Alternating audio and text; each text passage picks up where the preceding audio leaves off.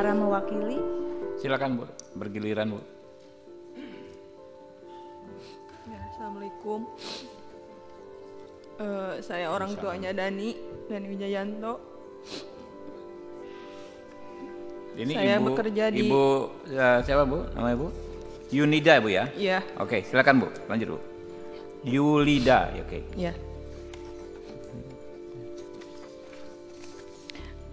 Saya orang tuanya Dani Wijayanto. Saya kerja sebagai penjahit, Pak. Saya di sini mencari keadilan buat anak saya. Karena anak saya udah yakin tidak melakukannya, Pak. Anak saya waktu itu sumpah demi Allah, Mama, saya tidak pernah melakukan seperti itu waktu di BAP. Tapi dia itu disiksa, Pak. Disiksa, Pak. Dia disiksa.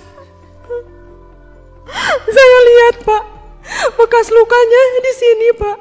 Ada bekas rokok, Pak. Bekas sundutan rokok Bu. Iya, ada sundutan rokok. Ada ini luka serulit, Pak. Anak saya waktu itu berantakan, Pak. Kata anak saya dipukul, ditendang.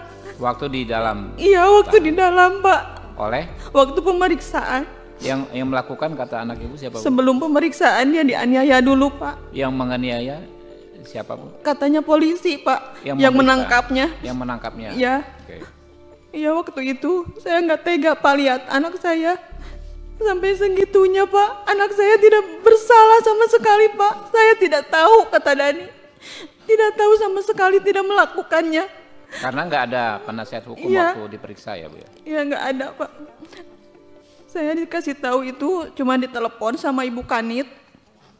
Setelah BAP, udah tinggal membaca ke sana, Pak.